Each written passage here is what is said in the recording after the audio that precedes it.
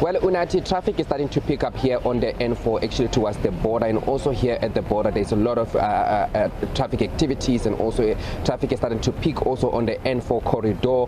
We have about over 16 kilometers of trucks that are lining up actually on the road, waiting to cross the border to Mozambique. You understand that Monday the Constitutional Council is expected to give a decision on the elections, and also you'd understand that there were allegations that there were irregularities within those elections in Mozambique. So the Constitutional Council is expected to give that decision on Monday, and also a lot of truck drivers, they're saying that they want to cross to Mozambique before that Monday, and also they can be back to the country before Monday. So there is a lot of activities, and also a lot of travelers and holiday makers also going into Mozambique. A lot of cars are actually crossing the border to Mozambique. But let's speak to the Border Management Authority.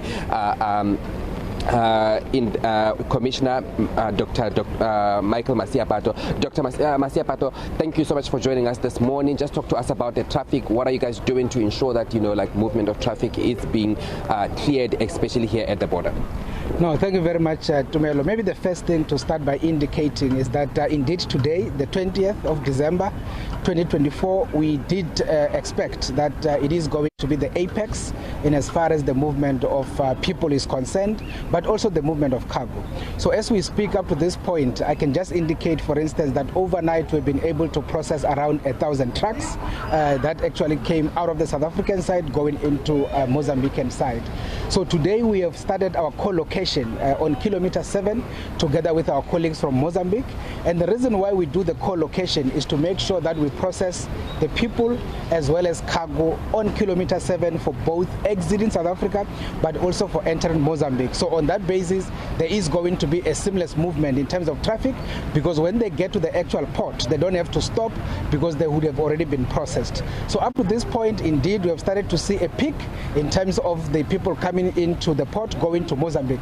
But at the same time, we've also started seeing a number of Mozambicans coming into South Africa, but the majority of those are coming here to Komati Port to buy some groceries for Christmas, and then from there we'll again process them back into Mozambique. And also talk to us about the numbers of holiday makers that you have been seeing coming in. Are we seeing a lot of South Africans traveling into Mozambique for the holiday season, or are we seeing more migrant workers, Mozambican workers that are working in South Africa going into Mozambique? Yes, indeed, you're very much right. The majority, just in the past 2 days, we've been able to process around 19,000 travelers, and the majority of those are Mozambicans. Some of those are the ones working in the mines because they started closing over the weekend, and therefore they're going back to Mozambique. But additional to that, we've also seen the Mozambicans, like I said, who are coming to buy things in South Africa and go back to their country, as it were.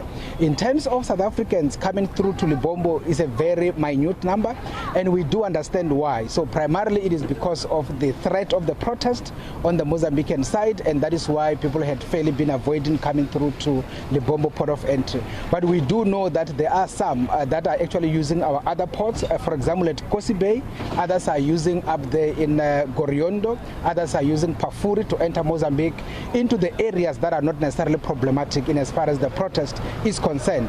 But in terms of Lebombo, we have seen a very serious reduction of South Africans attempting to go into Mozambique. In terms of deployment, especially when it comes to the border management authorities, officials that are on the ground, how many do you have, and also are you guys monitoring the borderline to ensure that no one actually try and cross the border illegally, because now is the time when people want to take chances? Yeah, I think you will remember in terms of the deployment, we have sent 100 junior border guards to Lebombo in the same way that we have sent 100 in Bridge. So on that particular 100, if you put them on a 4-cycle shift, we talk about 25 of them on duty at a particular point in time. But because this is the apex day, we have brought more additional of those to also come and do some bit of overtime. So we are having just above 30, between 30 and 35 and 40 that we have actually deployed on the ground. Therefore, part of the key work they do within the environment is to do access control. That does not include the specialists that are working inside, the immigration officers, the agricultural biosecurity specialists, the port health and agricultural specialists, and all of those are actually working in the specialized zones, as it were. I was just referencing the issue of the border guards. Therefore, in terms of the borderline, yes, we do monitor the borderline, but there we work with our colleagues from the South African National Defence Force in making sure that nobody also attempt to exit the country illegally or try to enter the country illegally. You will remember that even the people who don't have documents, for instance, even exiting the country on the borderline is an illegal attempt. They need to come into the port, they need to declare themselves, and we need to declare them undesirable for 5 years before we allow them to exit the country. And also in terms of you have drones now that are also monitoring the situation. They've been able to help with in terms of curbing the crime and also even arresting people that are trying to attempt doing criminal activities at the border? You see, in this particular period, remember we are now executing the plan, but we are focused on the exit, as it were. This is the exit leg. Then from January the 1st, we are going to start dealing with the return leg. So in the return leg is where we'll have a lot of illegal migration issues that we are dealing with. But during this time, the deployment of the drones primarily also assist us in managing the corridor, where we have the Mpumalanga traffic deployed, where we have the RTMC, as well as the Cross-Border Road Agency deployed. So they actually help us to make sure that we pick up drivers, for instance, who don't follow the queue and seek to cause chaos on the N4 corridor. That is why up to this point, you will see that the corridor is fairly cleared. It's on the basis that we are able to monitor all the activities on that particular space. So in terms of the deployment on the borderline, we haven't seen much of a challenge where people are trying to exit or enter the country illegally, as it were. However, we do have a presence in the context of the SANDF on the borderline to make sure that nobody attempts to actually go on the other side. Thank you so much for speaking to us. That was Dr. Masia Pato talking to us about the deployment of border officials here at the border, but also talking to us about the traffic that is also on the road. It's also quite rainy, and you can imagine roads are quite slippery, and also motorists are being advised to actually be careful, especially on the road while they're traveling. But a lot of traffic is starting to peak here at the border and also out on the N4 towards the Lebombo Border gate.